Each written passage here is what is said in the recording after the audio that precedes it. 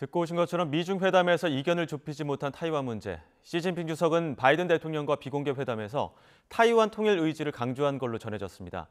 시 주석은 미국 CEO들과 만찬 행사에도 참석하는데 밥 한 끼에 4만 불, 5천만 원이 넘는다고 합니다. 이번엔 중국 연결해서 중국 쪽 상황 들어보겠습니다. 강정규 특파원. 네, 베이징입니다. 네, 먼저 이번 정상회담 결과에 대한 중국 쪽 발표문부터 정리해 볼까요? 네, 이 모두 발언이나 미국 쪽 발표 내용에 없던 부분들이 눈에 띕니다. 먼저 타이완 문제입니다. 시진핑 주석은 중국은 결국 통일될 것이고 또 반드시 통일될 것이라고 두 번이나 강조했습니다. 바이든 대통령 면전에서 타이완 무장을 중단하라고 돌직구를 날리기도 했습니다. 반도체 수출 통제를 두곤 중국 인민의 발전 권리를 박탈하는 것이라고 꼬집기도 했습니다. 이어 미국부터 일방적 제재를 풀고 중국 기업에 공평한 사업 환경을 제공하라고 촉구했습니다. 네, 이번 회담의 시간과 장소, 중국 측 의견이 많이 반영됐다고 하는데 어떤 의도가 담긴 겁니까?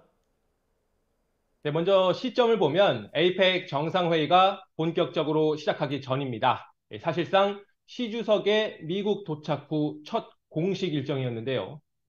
미국의 안방에서 열리는 국제 무대에 오르기 전에 G2 관계부터 재정립하고 시 주석이 하고 싶던 말을 먼저 알릴 기회를 잡은 겁니다.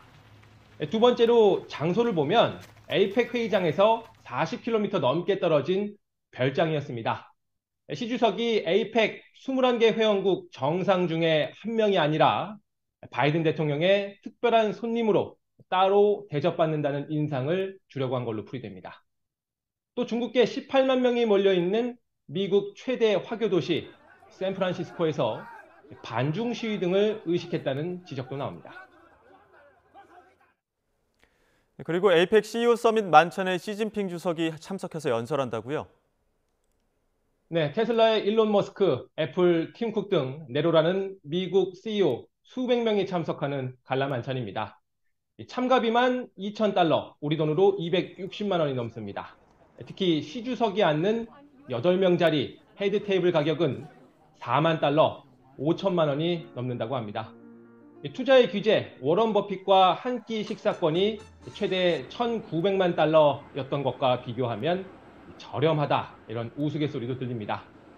미국 하원의 미중 전략경쟁 특별위원장은 미국 기업인들이 독재자에게 아첨한다고 비꼬면서 주최 측에 명단 제출을 요구하기도 했습니다. You paid $40,000 to dine with Xi Jinping. How does that conversation go? The point is these corporate executives are not even worthy of our scorn, only our mockery. 네, 시 주석은 38년 전 첫 방미 때 인연을 맺은 아이오와주 농부들과도 만납니다. 이 아이오와주 6년 만에 중국이 미국산 콩을 대거 수입한 주요 콩 산지이기도 하고요. 내년 미국 대선 경선의 출발점이기도 합니다. 이번 방중길에 시 주석의 생각이 어디까지 닿아 있는지 읽을 수 있는 대목입니다. 지금까지 베이징에서 전해드렸습니다.